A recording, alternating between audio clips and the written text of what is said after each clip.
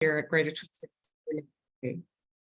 We're delighted that you are spending part of your day with us. If you haven't yet entered your name in the chat, please do that now and let us know what city you're joining us from today.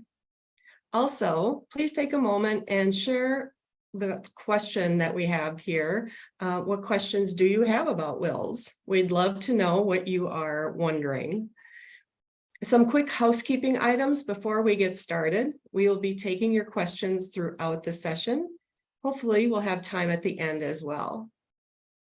You can enter your questions in the chat and we'll get to as many of them as we can. We are recording this session today. You will receive slides and the recording, a link to a free estate planning guide, a short survey, all of that by email.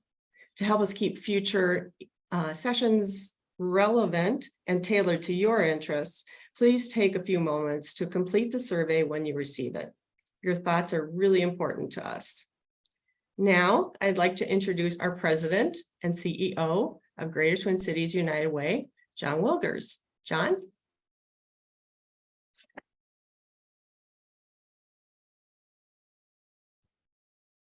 There, now we have both camera and audio, I think.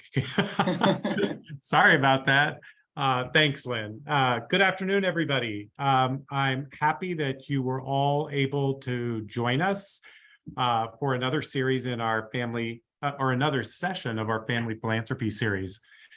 You know, as thought leaders here at Greater Twin Cities United Way, we are thankful for this opportunity to share information on what we think is a really important series of topics. And, you know, today we'll be talking about wills. And, you know, I think about wills and I think they seem so basic and so necessary. So why is it we don't all give them attention? You know, I think a couple of reasons that come to mind for me is they can be intimidating. I think they're a really easy thing to put off.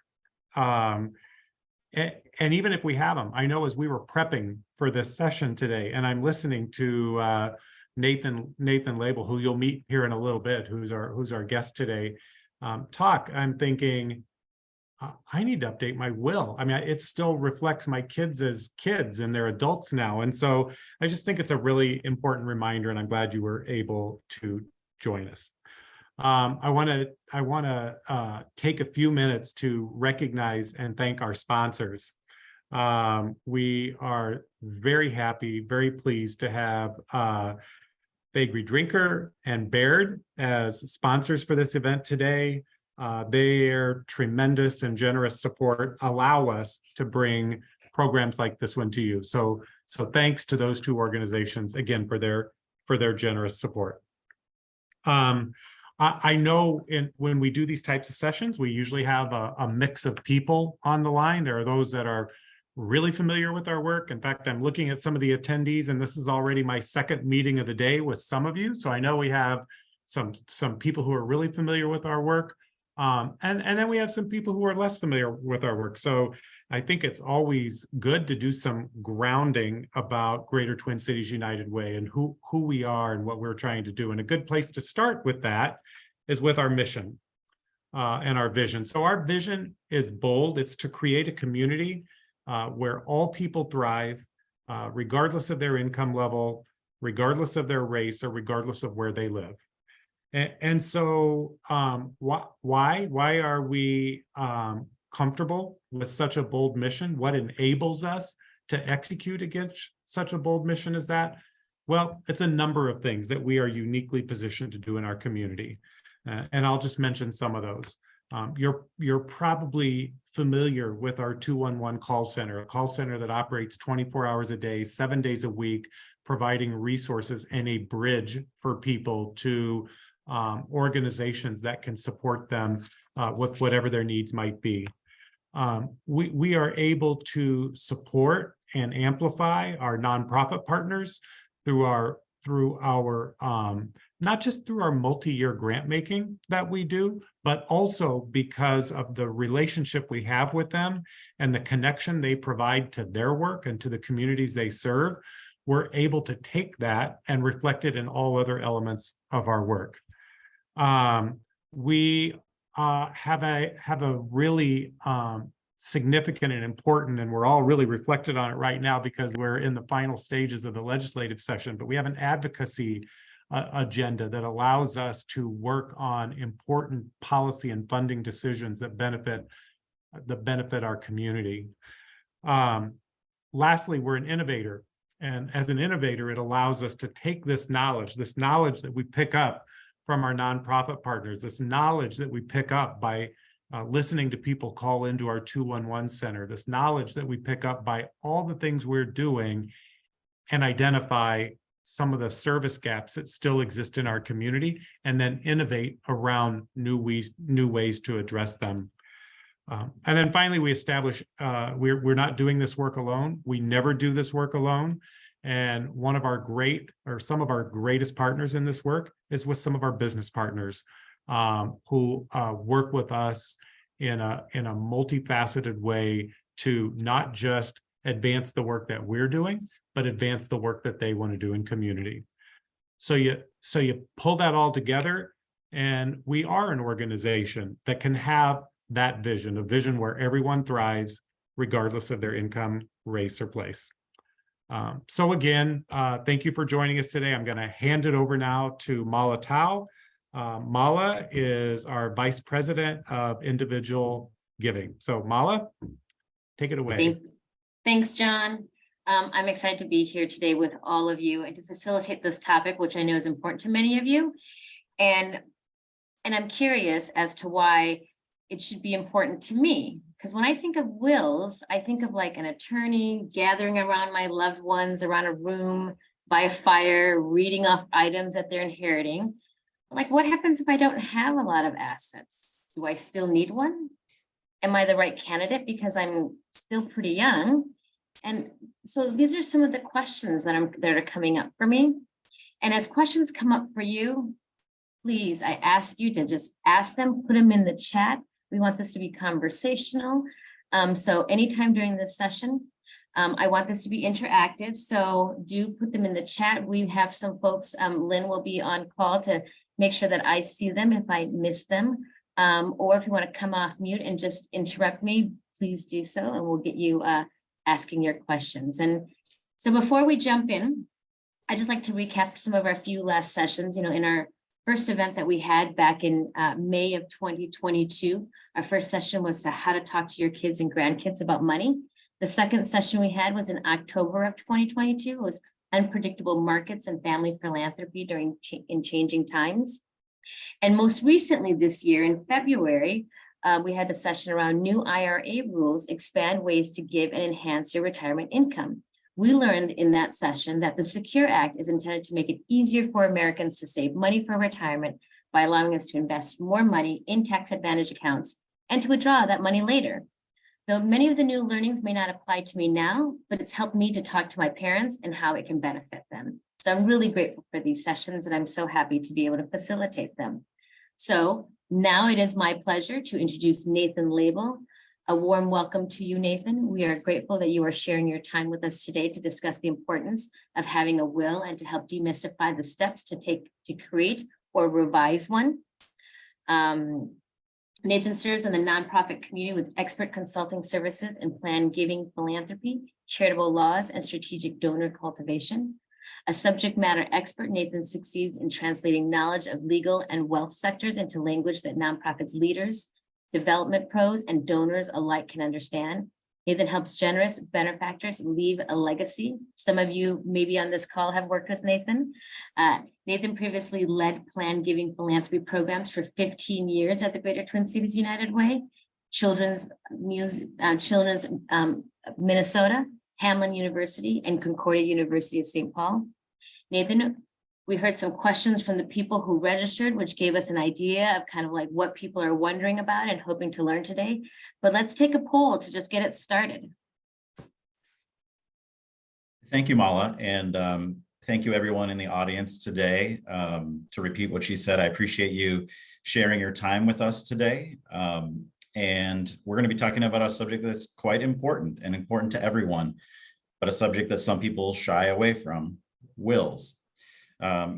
as you suggested, Mala, let's start by asking our audience about their experience with wills. If everyone could open the chat, if that's not already there, you'll see a link in the chat. Please click on that link and respond to the poll question. Do you have a will? There's 4 options for you to do. And we'll sit back for just a second and watch these results come back.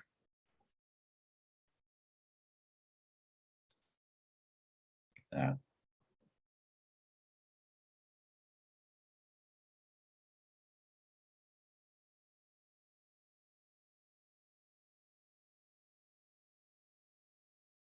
There we go.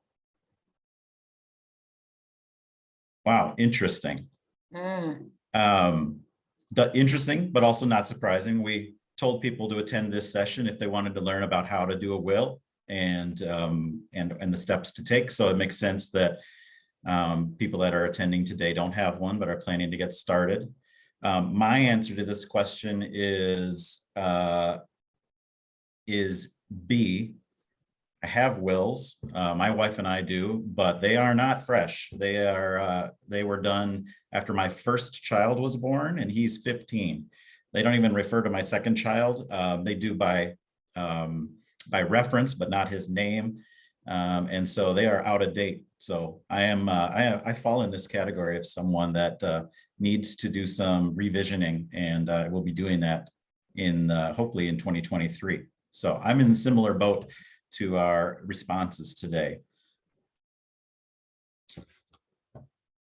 And we will, Christy, why don't you go to the next page, please? So here's an outline of what I plan to cover with you today. As Mala said, we hope it's conversational, maybe interactive. And I'm not going to take the time to read all of these bullet points to you, but the overall goal is for you to walk away today knowing some steps you can take to get started, hopefully even to finish creating your will, and why it's so important to do it. The last family philanthropy session was about IRAs and qualified charitable distributions. It was really rich and informative, but it was about one little vehicle of philanthropy and saving for retirement, and was a subject for a lot of people, but not everyone. The subject of a will is very fundamental, and it is for everyone. And I can't emphasize enough that everyone can do one and everyone should do one. And we'll explain right away why that's the case. First, a little disclaimer. I am an attorney, but I'm not your attorney. I'm providing information today that is meant to be educational and informative, but I'm not providing you any legal or tax advice. Please consult your professional advisor about your own specific situation. All right, so with that said, we can dive in a bit. Yeah. You know, Nathan, can I ask a question? Because I know we're on this slide where it says, why should I create a lasting will? And it brings me to this. I remember like our most famous story that we've had where when Prince had died, and like there's this big hubbub about like him not having a will. And so, you know, help us understand like what was the problem with that, and how, if he had one, how it could have been benefited his family and his loved ones. It's a great prompt, a great story. So everybody that's lived in this community since Prince passed away, I think has seen in the news that he passed away not having ever completed a will, never did one. They didn't find one, and it created a huge burden. And that is now, not all of us have an artist catalog like Prince does, or the wealth that Prince does. But for everyone that passes away without creating a will to cover what their wishes are, it does leave a burden behind for your loved ones that have to unwind things and have to carry out a plan of some sort. Prince had no living parents, had no spouse, and had no children. And so his next of kin were his siblings. And I think, if I remember right, there were 7 or so. And they all had equal rights to his wealth, to his property, to being the person that would administer his estate, his intestate estate. And so now you had 7 people that have to agree on everything. So yeah, that was an illustration of kind of what not to do. And so a will does 2 main things. It prevents unfortunate situations, which will happen without one, and it enables you to enact your wishes for the inheritances that you are leaving. So it saves a lot of bad outcomes from happening, and it produces a lot of carrying forward your wishes into the next generation and the loved ones that are carrying on without you. I often say that quote that's at the bottom there: making an estate plan, doing this step, is itself a loving gift to the survivors. I think we'll ask a question later in the session about people that have had to administer estates for someone in their family, and the difference between doing that without a will or with one is a humongous difference in ease for the people that are needing to wrap up your final affairs. So we'll take a look at the next slide. Nathan, really quick before we move on to that next slide, I was just thinking, I went to Johnson High School on the east side of St. Paul and graduated, not in the same year, but also with Justin Warren E. Berger, who's our famous celebrity, I guess, from our high school. And I was just thinking I know kind of some of the structures of a will. Maybe I could just write it myself. And I had heard he had done the same thing. Do you what would be the benefit? Yes. So St. Paul's own Warren Berger rose through the legal ranks and ended up as the Chief Justice of the United States Supreme Court. Because of that, as a law student, law schools all around the country read lots of cases that he provided rulings for. But also law students hear about what he did in our estates and trusts classes, because he's another example of what not to do. He, even with his great, sharp legal mind and the breadth of knowledge that he had, in his later years, he decided to just jot his own will down. It was only 2 pages long, and it created a huge fiasco for people that were behind because it was valid. He wrote it, he had the witnesses, he was of sound mind, and the court had to go with that. But it was way overly simplified. It left out a lot of information that the courts and the administrators of the states need to have in order to carry out his wishes, and it created a years-long mess. So even bright lawyers can get this wrong. That's not to scare you, but it is another local example of why this is a serious subject and why the material we're going to be covering today is so important to do right. So the question of when should I create a last will? As I said earlier, everyone can do this and everyone should do this. So generally speaking, the time is now. But there are points in the kind of the natural cycle of your life and your aging where it actually becomes absolutely crucial. One is starting a family. That's definitely a time to get this together and create it, especially because you have young children. If you have a change in your wealth or assets, this is going to be important. Your inheritance and how that's handled becomes life-changing for the people that are behind, and you want to make sure you have the guardrails in place. So if you're an entrepreneur and own a business, there's a succession plan you need to figure out. That's got to be put in the will. If you have a blended family, which is a very common situation, you have a marriage and you brought children in from both sides, you have stepchildren, you need a will to govern how your assets are going to be divided between your new spouse and your children from your prior relationships. If you have a life partner or a live-in partner that you don't plan to marry, no court in the United States, in all 50 states, will provide for a life partner in the absence of a will.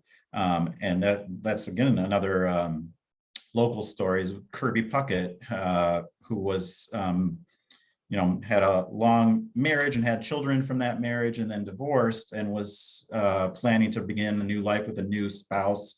They were engaged, and unfortunately he fell very ill. I think it was a stroke, and lingered a few days and then died. Well, he died never having revisited all of his, coordinating all of his plans. And the wife, or soon to be wife, I think it was just a couple months away, was left totally on the outside. And it was tragic for her, and it was not at all what Kirby would have wanted. But so you have to take situations like that into account and place your wishes into a will. Similar for revising a will. I mentioned earlier, mine is pretty old. It's 15 years old. That's too old. I think every 5 years you should recheck things. Your views might change. Your children who were minors are now maybe college age, and that doesn't mean they're in the clear. It actually, I think when children are college age is a time where they aren't going to benefit very much from a giant influx of inheritance, even though the law considers them adults. You're going to want to be thoughtful about how to perhaps leave the money in trust for them, so they don't rush through it or make poor choices. And then if your kids are up and launched and on their way, and now they're starting to have kids, you've got your grandchildren, and your thoughts might turn to, I want to support them and their education. And so your priorities change over life. And so you should be checking that will from time to time to see if it's still consistent with your reality. Nathan, I just had a thought. We've got a lot of donors online who perhaps maybe had created a will like in Minnesota, and now are now spending a lot of times outside of Minnesota, and perhaps maybe move to a different state like Florida or Arizona. What happens to the will when you created in Minnesota, but then you die in another state? Yeah, that's a really good question, and that is a circumstance that a lot of our donors and people in the Twin Cities community find themselves in. They winter down south. Why wouldn't you if you can? So I will say this: a will that is valid in Minnesota will also be valid in all of the other 50 states. So you would not necessarily need to redo one in, let's say, Florida, but state laws do vary. And so even though a Minnesota will be valid down there, the references to certain statutes and rules of descent of assets might change depending on which county you reside in when you die, if it's a Florida county or a Minnesota county. I will also mention, I saw somebody in the chat mention that they were living in Hudson, Wisconsin. Wisconsin is a community property state, and Minnesota is not a community property state. That doesn't mean a will can't work in both situations, but it does mean the law operates a little bit differently as far as your property and your spouse's, what's left behind for the spouse. So it's a good question. And doing a Minnesota will generally will be valid elsewhere as well. We've got a question in the chat. Thank you, Kaya. Kaya has asked if you inherit wealth or assets from someone, do you need to update your will to reflect those assets?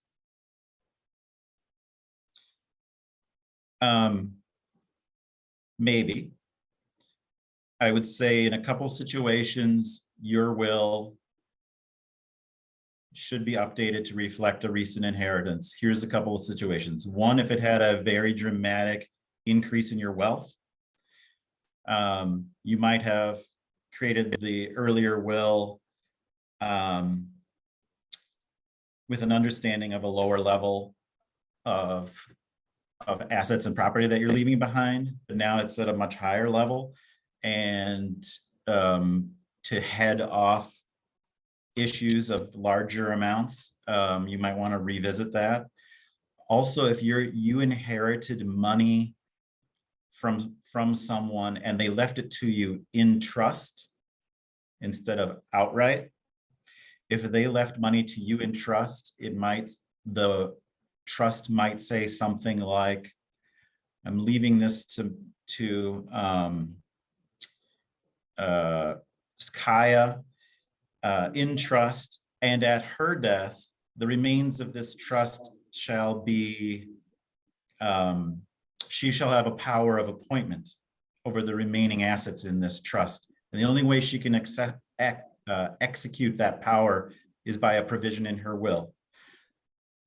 That's a little bit of a niche scenario, but there are cases where then if you didn't have a will that referenced those trust assets, you wouldn't be able to allocate it the way you want to. So yes, it's a pretty good question.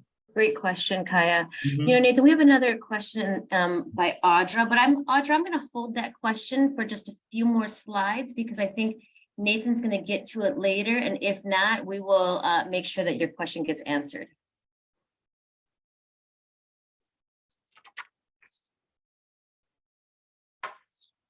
Yeah, Christy. So Nathan, everyone's talking about we're talking about the importance of getting one. And I think John has mentioned earlier, kind of like there's this fear. I have mentioned I just don't think I feel like I'm too young to have one. If it's such a great idea, why don't more people do this? Yep. So I'm a former practicing attorney in this area, and I saw and talked to a lot of couples and families about hesitancy, and it boils down to some common categories. There's the practical reasons. I don't have time to focus on this. I have a suspicion this is going to be expensive. I'm going to be writing a lawyer a big check, and I got other things I want that money for right now, and it's just an expense I don't want to deal with. It's just easy to procrastinate. Those are some practical reasons. Some emotional reasons also come into bear. I don't want to think about dying or what's going to happen after I'm gone. Not ready to bring those thoughts to the forefront right now. Or I have real worry about my children or one of my children, but not all of my children. And I can't sort that out right now. Or I don't know who should be the guardian. My husband is thinking this and I'm thinking that, and we don't have an accord on who will raise our children. And I just can't bridge that, the answer to that right now. So there's kind of practical reasons, there's emotional reasons that pop up as obstacles commonly. Mm-hmm. You know, you bring something which makes me think about this is that, why you talked a little bit about kind of, when I think about the Asian American culture, then I think about my parents, talking about one's death or planning something around it is considered bad luck. And so I think that kind of keeps my parents from wanting to do one, because in many different cultures, it's maybe easy to talk about legacy and death and planning, what will happen with my stuff after I die. But in a lot of Asian American communities, it's considered bad luck. And so I think we just need to figure out what is how do we talk about wills and legacies without talking about death? Yeah. Yeah, that's tricky, but there are absolutely cultural factors that come into play, and that you just put you just named one real big one is if it's considered a taboo or unlucky to even contemplate these things, it's gonna make it pretty hard. But you do have to find a way. Yeah, you do. And I think Clarissa is just saying that religion too, and many of the religions, talking about it is considered taboo or bad luck or just, so I think that those are some of the things that we have to overcome. So you're right. Yep. Thanks, Nathan. Yep. So I think we're kind of getting to the area of what Audra's question is, but I'm going to let you go ahead and just speak to this a little bit, and then I'll chime in with Audra's question. Well, in addition to avoiding the kind of Prince situation and the burdens and the challenges that you might leave in the wake of dying without a will, I highlighted these two points as reasons why push over the obstacles that are in the way and get it done. The first one is basically the estate, the administering of your estate and where it all goes. It has to happen. And it will be the biggest transaction of your life. It encompasses all your property. It encompasses your family members, all of them, and real estate that you own. And it is giant. You won't do anything this big in your life, and you need to do it with a plan, not without a plan. And then the second point is hard to put into words, but I saw this when I worked with families and they finally signed and executed their wills. The emotional feeling of the assurance. It was easy, it was difficult, it was hard, it went quick, it went long, all of that didn't matter because now it was done.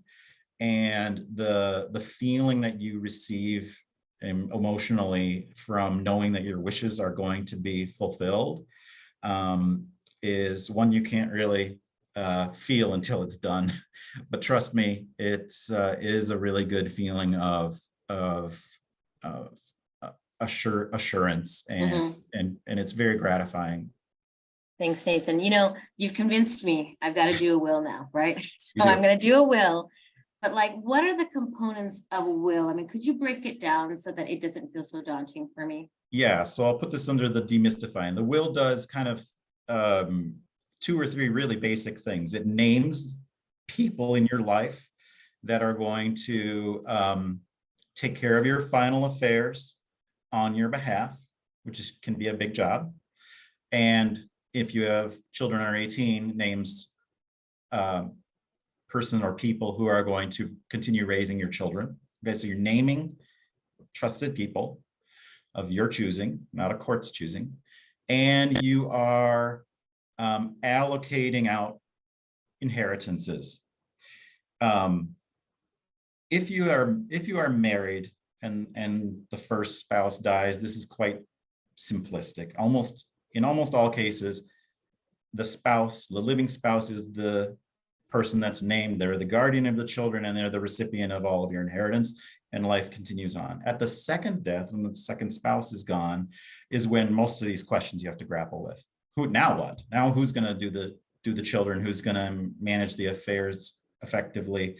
And how do I allocate between my living children, if you have children? And if you don't, how am I going to allocate between my siblings or my spouse's siblings?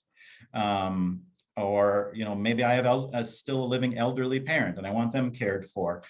So it's naming people and it's allocating all your assets. Yeah. I think this brings us, and I think you might have answered a little bit, but I want to make sure Audra gets her question answered.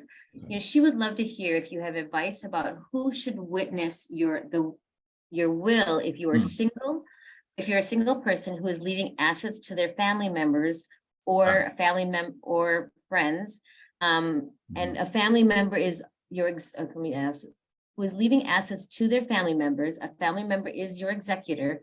That only leaves close friends, right? Okay.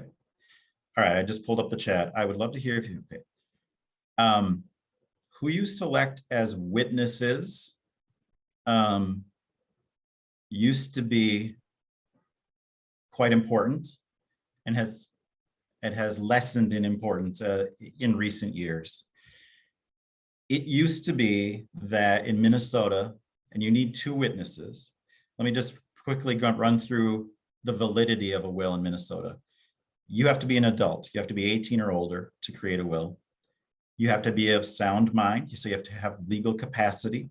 Can't be somebody who can't make decisions for themselves or can't form the requisite mental capacity. You have to be not under any undue influence. So you're not doing this because someone is provoking you to do it or influencing you in an unfair way. And you need to have 2 witnesses witness you sign it, and they witness you saying, I have sound mind. I'm doing this of my own free volition. And those witnesses, it used to be the rule in Minnesota was they can't be people that would benefit from the will. They should be disinterested parties. And so at a law firm, the attorney would have the wills out with the pens, and they would just pull in a couple of colleagues and say, can you, Jonathan, and you, Sarah, serve as witnesses for these clients? And that was perfect, especially if there was also a notary there to notarize it. So that is no longer the rule. They can be interested parties. They can be somebody who's benefiting from the will or named in the will, but it still can be a good idea to have a couple of outsiders. So you only need two. They also need to be adults. And, you know, I would maybe in Audra's situation, you can absolutely have your two close friends be your witnesses. That's probably a great way to go. And I would add a notary public there, do it in front of a notary.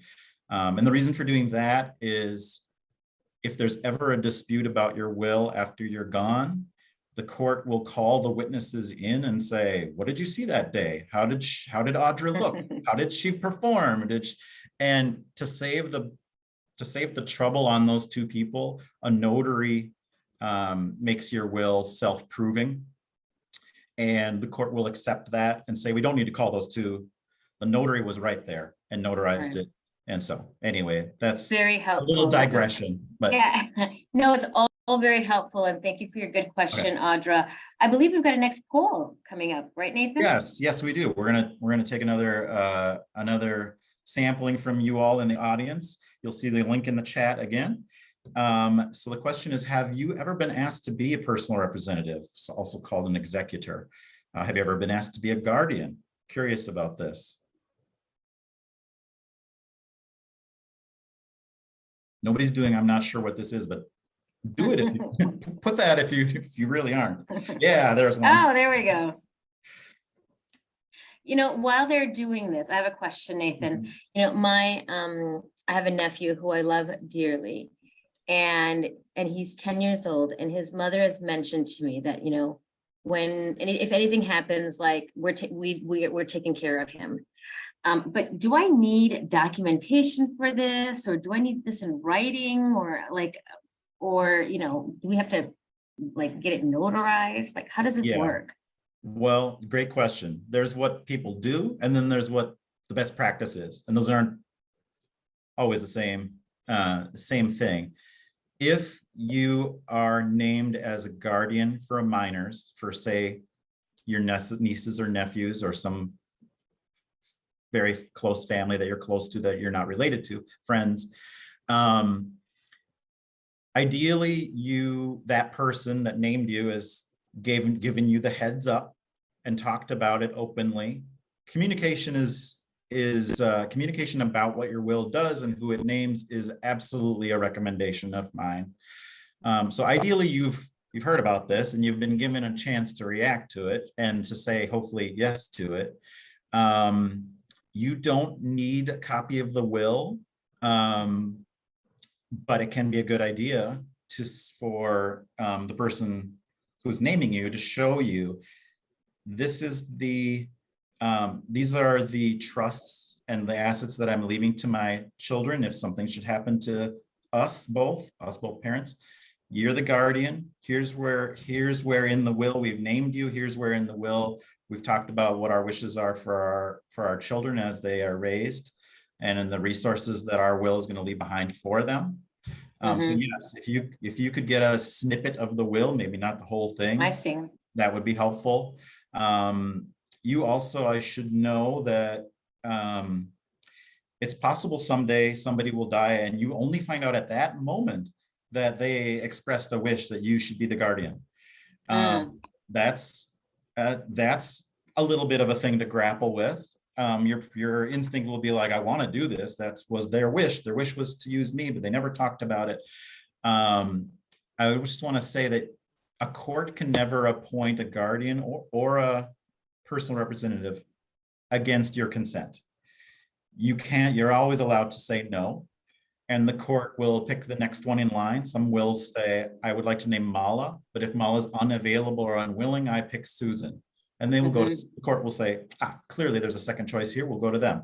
If there is no second choice, the court takes the best interests of the children in mind and tries to locate acceptable guardians who are willing to do the job. Yeah. Thanks. Long It looks like answer, but it looks like that we've got a lot of no's. And there were some folks in the chat that they were saying that they have been identified as either a personal representative or a guardian. Morgan May has a question is, how would folks find out about a will if the deceased has no more relationships with the attorneys? Are they registered somewhere? That's a really good question. Often, at minimum, there will be a copy at that attorney's office, or if that attorney retired, maybe at the continuing office of that attorney, if there's other partners still working. A copy will be there, and possibly also the original will be there. It could also be that the will is in the possession of the person who died and it's in their file cabinet, or some safe or somewhere that they keep important documents. A third possibility is you can take your will. Most of us live in Hennepin County or the metro area anyway. You can take the will to the county that you currently reside in, and you can provide the original to that county to hold. And that would be another option, is you would contact you as the survivor who's wondering, wow, did that person have a will, or do I find it? You could contact the county that person lived longest in or died in and see if they already have it on file there. You can do that. You're not required to register it ahead of time, though. Great, thanks. And the next slide, I think you weave these things so very well into it. And so I think what you've done is you've answered a lot of it of how to decide on this. And I was hoping that perhaps maybe we could just move to the next slide, if that's okay, because you've answered a lot of it in the earlier parts of it, which is the probate versus non-probate. And the reason why I'm moving us along is because I'm really interested in this as well. Sure. Can you talk a little bit about that? Yeah, and I'll just put in a pitch for that estate planning guide that came up earlier, and I think Lynn is also going to refer to it at the end, that there is a United Way estate planning guide that we're going to be offering to the audience today. That does talk to you about how to make your decisions and how to organize your wealth, your property, and the things that you care most about. So I would recommend reading that. So fine with me if we skip to the probate versus non-probate. Some of you in the audience would probably have heard these terms before. Probate is the term we use for a court validating somebody's last will and saying, yep, it's authentic, it's genuine, and we the court are going to enforce it. That's called probate. And naming of the personal representative and naming of the guardians happens in the probate court. Non-probate assets are also extremely important, but they aren't touched by the will. Non-probate assets are things like life insurance or your IRA accounts. Those distribute to your heirs through a beneficiary designation. Life insurance says, I leave this insurance to my spouse if I die. And if my spouse predeceases me, then to my children in equal shares. That is outside of the will. That's a contract that the life insurance company will perform when they see a death certificate. So life insurance, IRA accounts, some bank accounts have a transfer on death. If you have if your home or residence or vacation residence is owned jointly, joint tenants with rights of survivorship, a death certificate provided to the court in that county will suffice, and the surviving people on the deed will take over as the remaining owners of that property, and that is not a probate process. That's non-probate. So it's important to know these, but it's beyond the depth of what we're going to discuss today to get too deep into this subject. I will also throw in something that's a little beyond today's topic, which is equally important.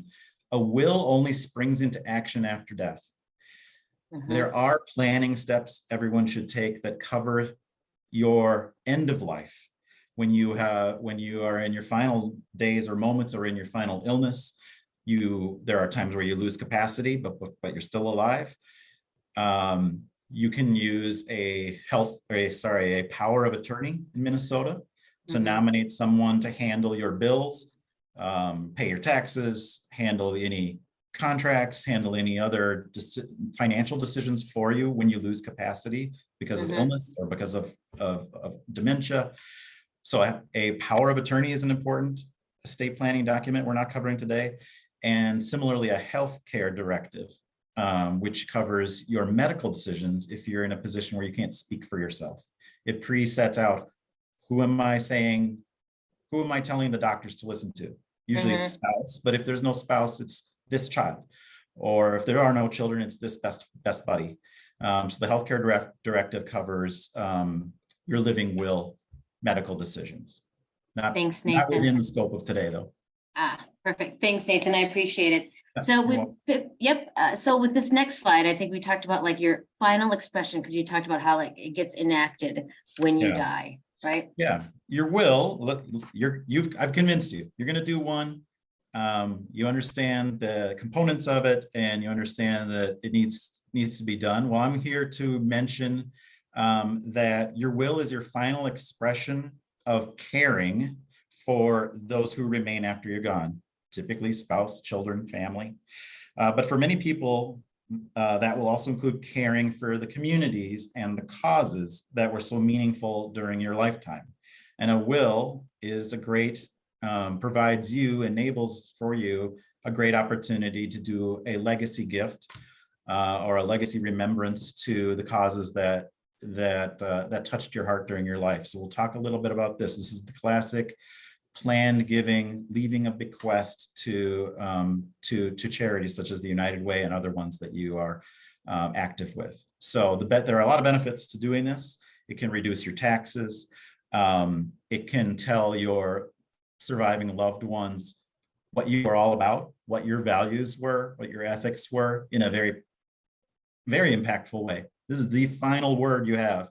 And so they know that, and it has great import to everyone. So having a charity or two or three named alongside family members is powerful testimony about what mattered to you.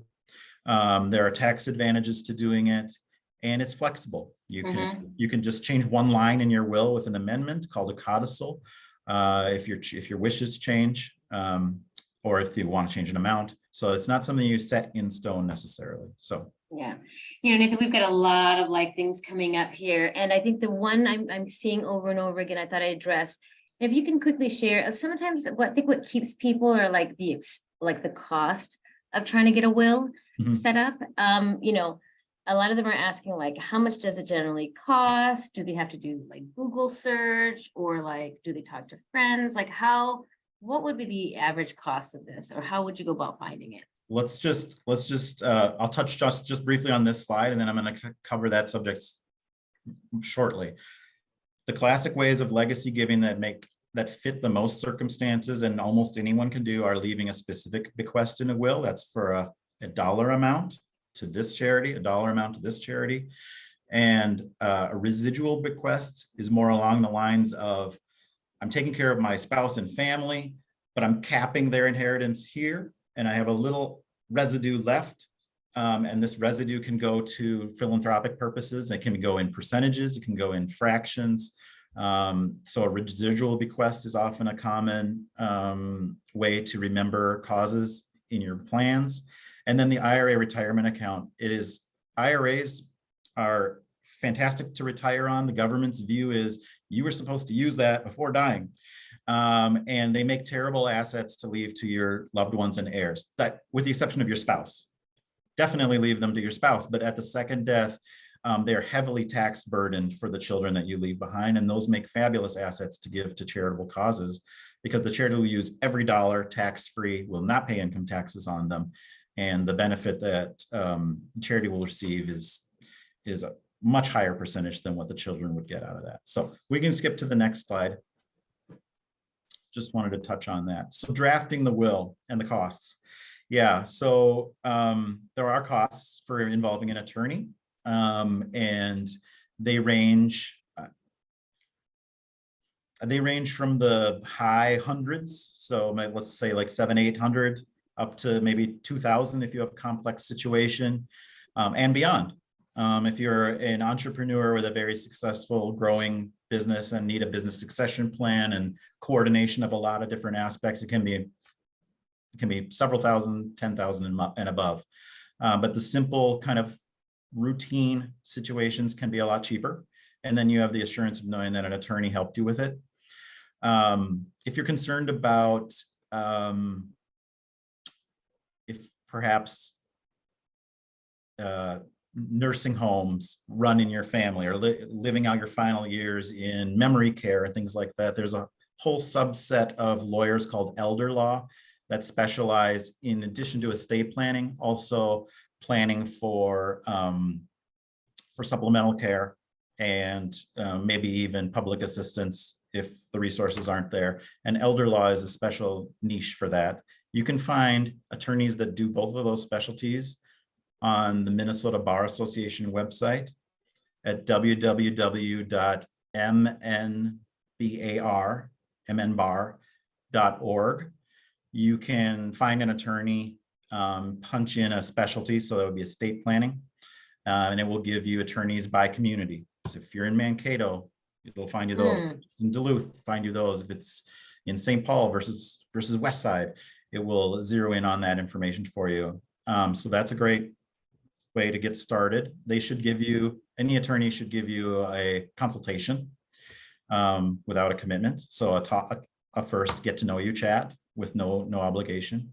But you can also, in some cases, maybe even many cases, you can do this yourself. There are DIY options online and through software. I have seen good results from Nolo, LegalZoom, and Quick and Willmaker. It is kind of like a question and answer, fill in the blank software package that steps you through aspects about your estate or about your wealth and your debts and your expenses and your children and your family. And as you're answering questions, it creates a will. And at the end, you have a completed will that would be valid in Minnesota. All of those things said, I actually have another option that I want to shine a spotlight on today and introduce to you. And it is called free will. And this is a really cool thing. And I'm going to talk to you a little bit about it since I have your attention. Free will is an official United Way partner, and it allows us, the organization, to offer you supporters and people in the community a no-cost way of creating your last will and testament. And as you see on the slides here, there's a lot of advantages to going this way if you have a simple situation. It's free. It's something you can do at home, which is maybe less intimidating than going down to an office building or an attorney will talk to you. It's easy. I did one just to kick the tires and test it out, and it did take about 20 minutes. And that is exceptionally fast, let me tell you. Yeah. That is a breeze. It creates a will customized to your wishes with some tailoring. And it can even be paired with an attorney for complex estates. So you go through it, you create this will / summary of your wishes, and you can carry that to an attorney and have them retailored or retweak it to an even more specification to my families. Yeah. So when I would not do free will is if you're in a very high net worth, high income situation and need a lot of fancy trusts for your heirs because the inheritance is going to be quite large. I would not do it if you are a business owner that has a successful business.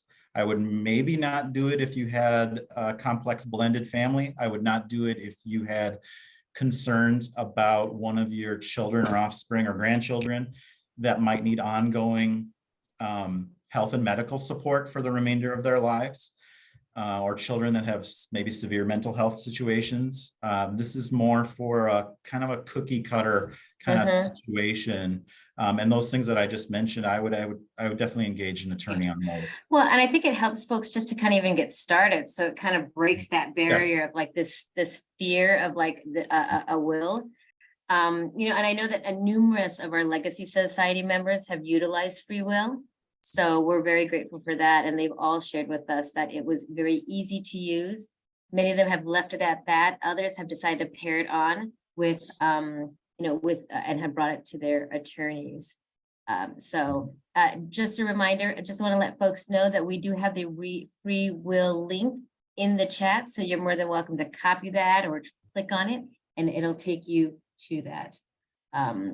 So I think we have a poll for the next one. Yeah. And when we get to this poll, I want to see this poll. How confident do you feel about moving forward with creating or updating a will after the session?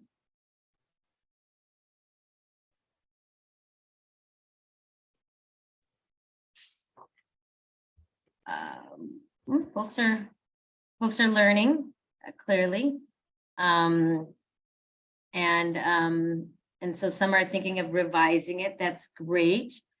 You know, a question had come up, I believe, earlier in the chat that I want to make sure we get to. As folks are filling this out, please, if you have questions, this is your opportunity to put it in the chat so that I can get to it. One of the question is, will free will do the healthcare documents and power of attorney documents for me? Yes, they have a module in there for that as well. Great. And let's take a look here. Oh, a lot of folks have learned a lot of great things. And I think that, you know, this has been really, really helpful to everyone. I'm going to check the chats here to see if folks have other questions. If not, I'm going to wrap us up. Looks like no questions there. So thank you for joining us today. I want to thank everyone for thank you, Nathan, for being here. Thank you, those who attended, for being here. Nathan, you sharing your expertise on this important topic. I know I've learned several things, and I'm sure our attendees did as well. We want to again thank our sponsors, Bakery Drinker and Baird, for their generous support. And thank you to our Tocqueville Legacy Circle and Legacy Society members. Our Legacy Society donors have included Greater Twin Cities United Way in their estate plan, which is a lasting investment to our community. Their future gifts will help transform the lives of Minnesota families and individuals for many years to come. I invite you to consider including the Greater Twin Cities United Way in your estate plans. You can be part of making a positive change in the community through investments in housing and food securities, early childhood education, career and future readiness, and employment and financial stability services. If you have any questions about the session today, Greater Twin Cities United Way, our Legacy Society, or just want to discuss items that we've covered today, please contact Lynn. You met Lynn earlier on this afternoon. She will put her name and her email in the chat for you. In the next few days, you will receive a brief survey. Please take a moment to fill out and complete the survey. Your feedback is so important to us, and it helps us develop future webinars that are meaningful to you. You will also receive slides and a recording of today's presentation and a link to our estate planning guide, which Nathan mentioned earlier, just to help you get started or even get you start thinking about creating a will. Again, thank you for joining us and enjoy the rest of your day. Bye for now.